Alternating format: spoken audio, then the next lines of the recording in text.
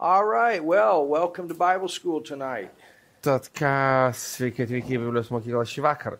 And we want to welcome all of you that have joined us online. Norim pasveikinti visus jūs, kurie prisijungėte prie mūsų internetu. We're glad that you could be with us. Mes džiaugiamės, kad jūs galite būti su mumis kartu. And it's my understanding that the class has been opened up. Ir kaip supratau, jau transliacija prasidėjo.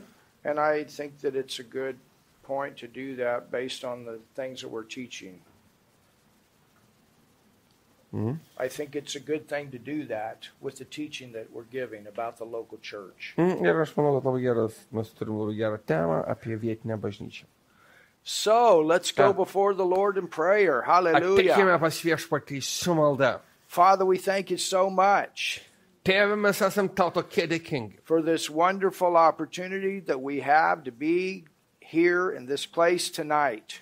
Kad mes turim tokią nuostabią progą būti čia šioje vietoje šį vakarą. We thank you for your Holy Spirit Mes dėkojame už tavo šventąją dvasią, who leads and guides us into all truth. kuri veda mus į visą tiesą. Holy Spirit, you are the teacher. Šventoji dvasia, tu esi You're mokytojas, the author of the Bible. tu esi Biblijos autorius, You're the one that gives revelation. tu esi asmo, kuris suteikia apreiškimą. You're the one that causes the Logos to become Rhema, alive in our hearts. Logos, užrašytą Dievo žodį paverti rėmą, Ar- suvokimo žodžiu per apreiškimą, kurį tu teiki mūsų širdise. Our Father God speaking personally to us. Ir ta žodis rėmą tampa asmeniniu žodžiu, per kurį tėvas kalba mums mūsų širdim. So speak to us, Father. Teach us tonight. We've come Tad for that tėve, kalbėk mums purpose. šiandien, mokyk mus šiandien. And not just as hearers of the word, but listening to do. Ir ten nebūsime mes tik tai žodžio klausytojai, bet te klausome mes, kad būtume vykdytojai. Not just information, but revelation. Kad tai nebūtų tik informacija, bet virstų apreiškimu. Your word becoming flesh, Kad tavo žodis virstų, taptų kūnu. living itself out in a visible way through our lives. Kad jisai taptų regimas per mūsų gyvenimą. In Jesus' name we pray. Mes meldžiamės Jėzaus vardu. Amen. Amen. Hallelujah. Alleluja. You can open your Bible Galite atsiversti savo Bibliją to Acts, the 2nd chapter, antrame apaštalų darbų skyriuje. and we want to continue where we left last night, Ir mes norim pratęsti ten, kur baigėme praeitą vakarą. where we left off. We were Kur mes talking baigėm? about the 12 elements of ministry that ought to be found in every local church. Mes kalbame apie 12 sudėdamųjų dalių, kurios turi būti atrastos kiekvienoje vietinėje bažnyčioje. And of course, every church is going to carry out these functions in different ways. Ir žinoma, kad kiekviena vietinė bažnyčia visą tai vykdys įvairiais būdais, skirtingais būdais. Just like each one of us are unique as people that are in the body of Christ. Kaip kad mes esame unikalūs, nepakartojami asmenys Kristaus kūne. Every body's unique. Every body is a little bit different. Kiekvienas yra nepakartojamas, kiekvienas kitoks, skirtingas. It's the same with local churches. Ir tas pats tinka vietiniam bažnyčiam. You can have 5 good churches in a city, and each one will be a little bit different.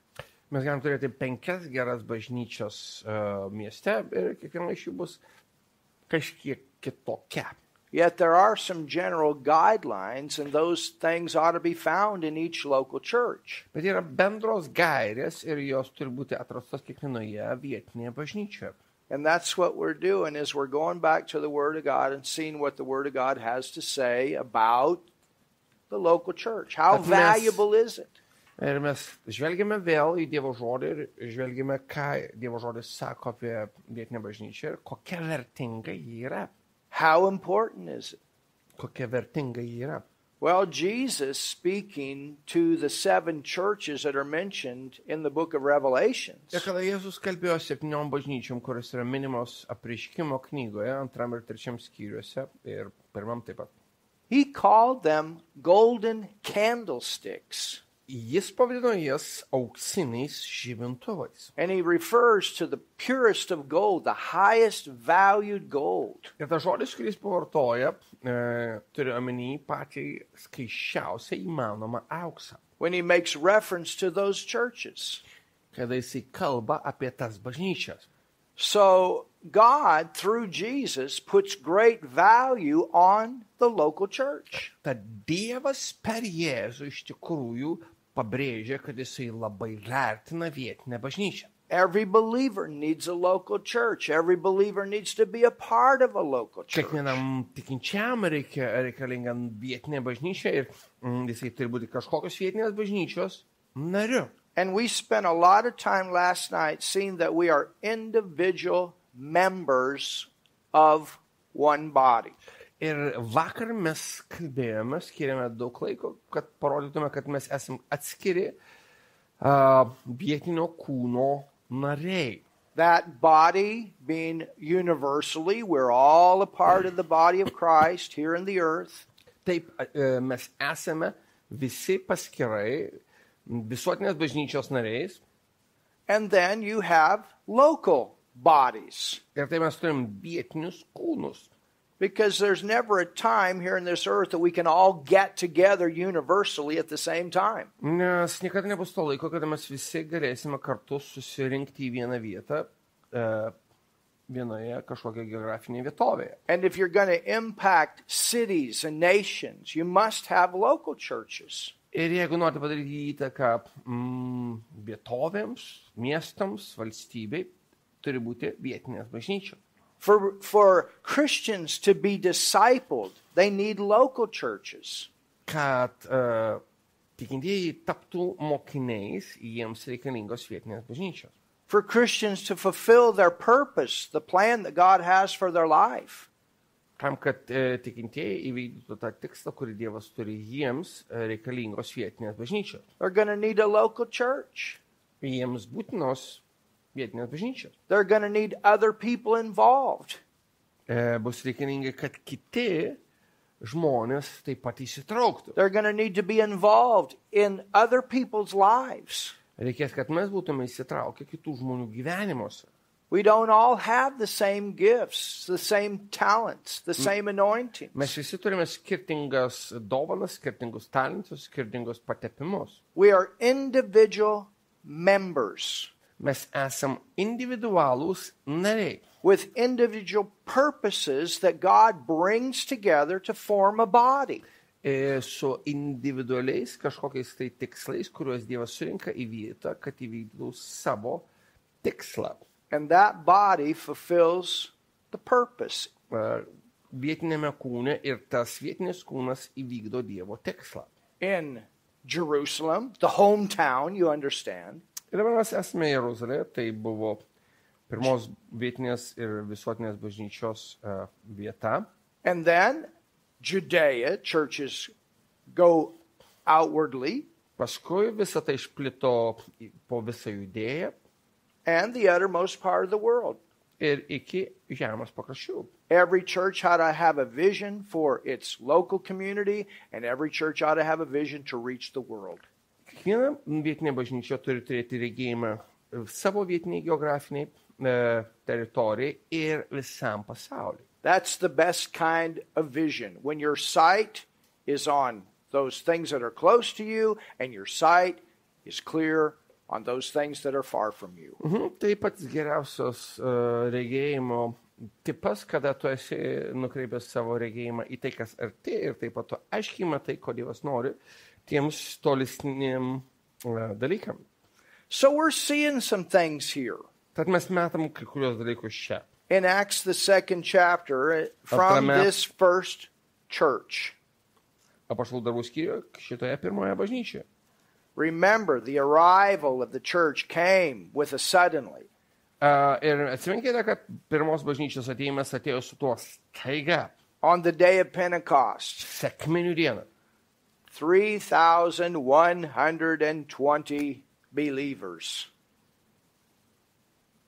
Ir 3,000. atėjimas įvyko, kada bažnyčia staiga atsirado 3120 tikinčiųjų. The 120 got baptized with the Holy Spirit, and on the same day, 3,000 people got saved. 120 mokinių buvo pripildyti šventosios dvasios ir po to 3000 žmonių buvo išgelbėti tą pačią dieną. And out of that, the first local church began. Ir taip prasidėjo pirma vietinė bažnyčia. So what happened after all these people got born again? Tad kas įvyko, kada visi tie žmonės gimė iš naujo? In verse 41, 41 eilutė antram skyriuje apaštalų darbų. it says, "Then they that gladly received his word."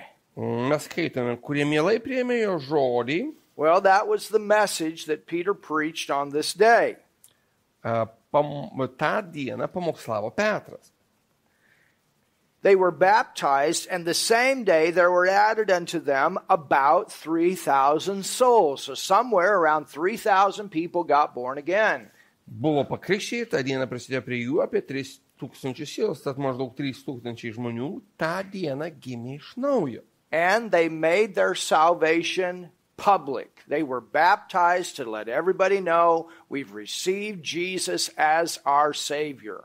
Ir tą dieną jie savo įtikėjimą taip pat išviešino, nes jie buvo pakrikštyti ir tuo jie pasakė, mes priėmėme Jėzų Kristų kaip savo viešpatį. You know, some churches today de-emphasize the importance of water baptism.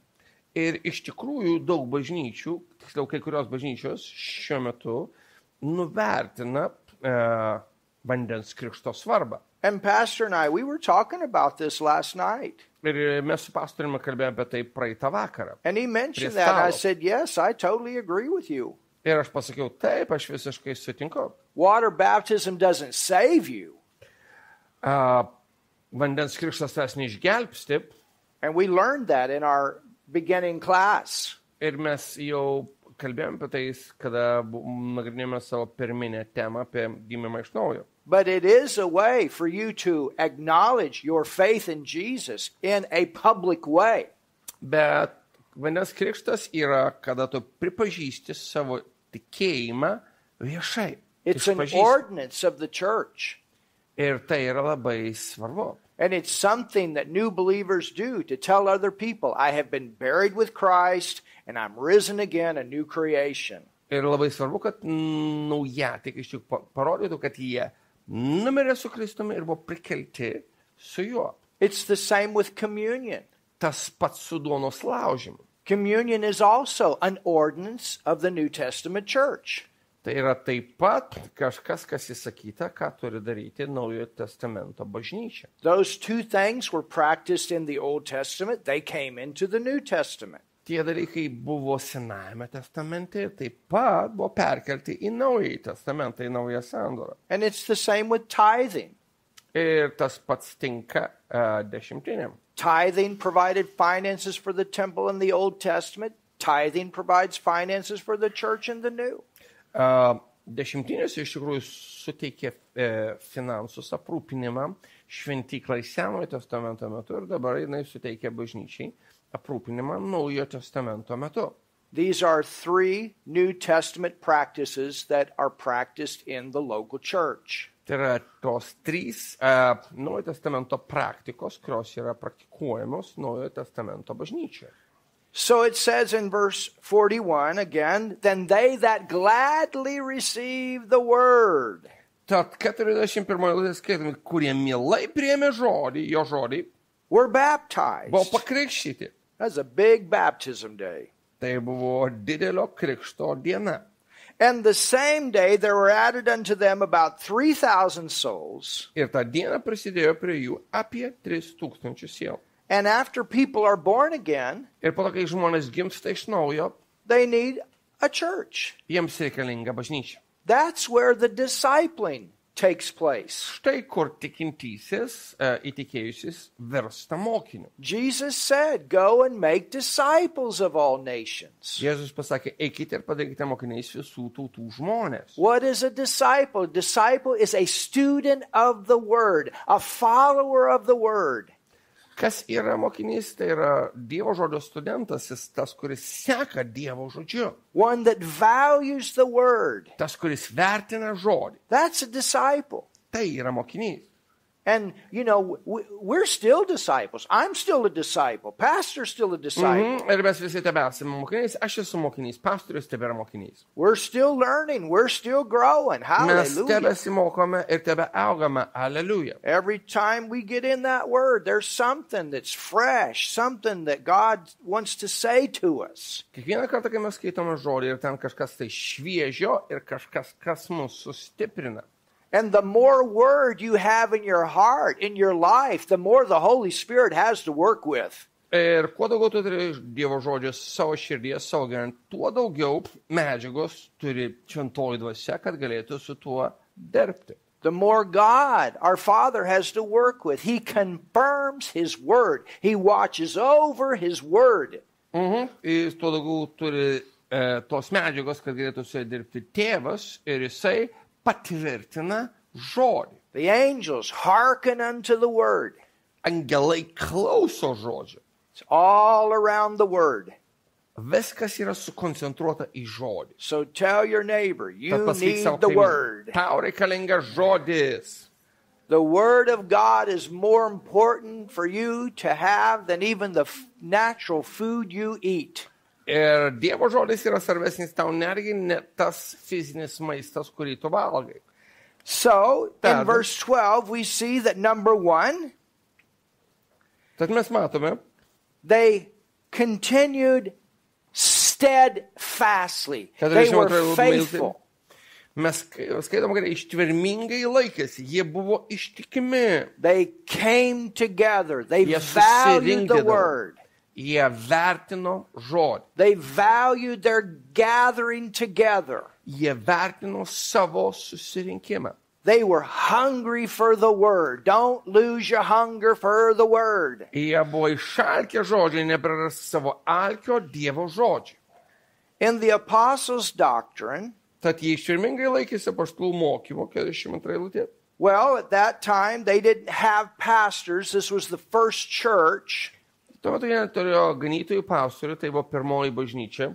So the apostles of the Lamb, those that had been disciples of Jesus, Tad avinėlio apaštalai, kurie buvo Jėzaus Kristaus mokiniais, were laying the foundation of revelation in this new church. klojo apreiškimo pamatą bažnyčiai. And later on, Paul came and brought the meat to it. Ir vėliau pasirodė Paulius ir iš tikrųjų pradėjo mėsos tam. Which he called the mystery that had been hidden from all times. Ir jis vadina tai paslaptimi, kuri buvo saugoma nuo ankstesnių From kartų. all other dispensations, there was revelation that was saved for the church age. Jinai buvo, tas paslaptis nepriekšta ankstesniais laikotarpiais, jinai buvo saugoma bažnyčios amžiui. And that revelation is found in the epistles. Ir tas apreiškimas yra atrandamas laiškuose. Even Paul later on came to this church Netgi Paulius vėliau atvyko į šią bažnyčią. and taught in this church to deepen them, to further them in the message of grace. Ir iš tikrųjų jisai mokė, kad pagilintų jų suvokimą apie Dievo malonę. And who we are in Ir Christ. kas mes esame Kristuje. Because remember, the disciples had said under the teaching of Jesus, but Jesus, he could only prepare for what was coming. Ir mes atsimame, kad jie sėdėjo prie Jėzaus kojų, buvo jo mokami, bet jisai tik tai galėjo ruošti tam, kas ateidinėjo. None of the disciples were born again during the time of Jesus' physical ministry. Ir ne vienas iš Or mokinių earthly nebuvo ministry. gimęs iš naujo, kai Jėzus vaikščiojo žemę. It wasn't until after the resurrection. Tai vyko tik tai po jo prisikėlimo. So it's so important Tai yra taip svarbu, that the church is grounded kad bažnyčia būtų įsišaknyjusi. in who it is in Christ, who Christ is in it. Kas mes esame Kristuje ir kas yra Kristus mumise. So they continued steadfastly in the apostles' doctrine. People need to come and hear the word. Iširmingai laikėsi apaštalų mokymo, tad žmonės turi ateiti į vietinę bažnyčią ir girdėti Dievo žodžio mokymą. They need to come and be taught the word.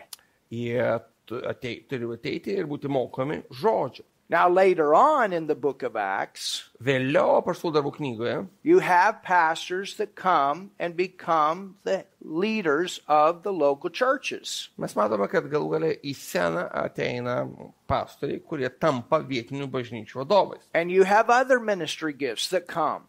Ir mes matome ateinant ir kitas tarnavimo dovanas. And they also minister in the different local churches that are mentioned in the book of Acts. Ir tos tarnavimo dovanos taip pat tarnauja įvairiose kitose vietinėse bažnyčiose, kurios yra minimos Naujajame testamente. But in the first one, you have this foundation where the people came and heard the word from those disciples of Bet Jesus. čia mes matome, kad žmonės susirinkdavo ir girdėdavo Dievo žodį iš Jėzaus Kristaus mokinių, That became what the Bible calls the apostles of the Lamb. kurie tapo tai, ką Biblija vadina avinėlio apaštalais. So number one, Tad numeris the vienas, local church consists of born-again people. Naujojo testamento bažnyčia yra sudaryta iš gimusių iš naujo žmonių. Number two, the local church consists of people that come for the teaching of the word. Antra, naujojo testamento bažnyčia sudaryta iš žmonių, kurie ateina klausytis Dievo žodžio. The church is built on the rock of the revelation of who Jesus is. Bažnyčia pastatyta ant apreiškimo, kas yra Jėzus uolos. Who he is in us and who we are in him. Kas mes esame jame ir kas jis yra mumise. Number three, Trečia. let's go to 1 Corinthians 12. Atsiverskime 1 laiško Korintiečiams 12 skyrių.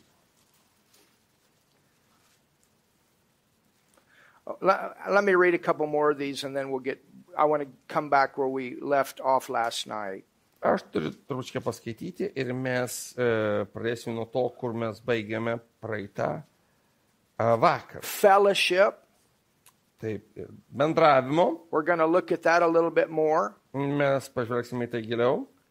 Breaking of bread, Duonos laužimo, we'll look at that a little bit more. mes pažvelgsime į tai trupučią vėliau giliau. Čia 42 skyrius, 42 eilutė antro apaštalų darbų skyrius. Prayers, Ir maldų. we'll look at that a little bit more. Mes pažvelgsime į tai giliau vėliau. And fear came upon every soul, and many wonders and signs were done by the apostles. Ir baimė nužengė ant žmonių ir daugybė ženklų ir stebuklų vyko per apaštalų rankas. So there was honor for God, honor for the things of God. Tad buvo pagarba Dievui ir pagarba tam, ką Dievas daro. They had signs and wonders. The Holy Spirit was able to move in this church. Jie turėjo ženklus ir stebuklus, ta šventoji dvasia galėjo judėti toje bažnyčioje And move through the people of the church. ir galėjo judėti per bažnyčios žmonės. It says in verse 44, and all that believed were together. Ir mes 44 eilutėje skaitom, visi tikintieji laikėsi drauge. Remember, the local church, the word church means to be called out of and called together. Atsiminkime, kad pats žodis bažnyčia iš graikų kalbos reiškia iššaukti iš pasaulio tamsos ir pašaukti būti kartu, susirinkti. They were together Jie buvo kartu and had all things common ir turėjo visą bendrą. and sold their possessions and goods. nuosavybę bei turtą jie parduodavo. Now, I want to mention this verse Aš noriu paminėti šią in eilutę. the context of what was happening at that time. To, kas vyko tuo metu kontekste. There was a revival here in the city. Tad tuo metu mieste buvo prabudimas. People had come from the outside and they were staying longer than they normally had planned to stay. Žmonės atvykdavo iš kitur ir pasilikdavo Jeruzalė ilgiau nei kad buvo planavę. And when people stay over longer, there's a lot of expense involved. Ir kada žmogus iš tikrųjų gerokai ilgiau pasilieka negu kad buvo manęs anksčiau, pakankamai nemažai yra išlaidų. Anytime you have conferences and things like that, and people stay from the outside. Ir kada, sakykime, yra rengiamas konferencijos ir žmonės yra atvykę iš kitų vietovių, There are expenses involved. yra iš tikrųjų tam tikri ištekliai, kurie reikalingi.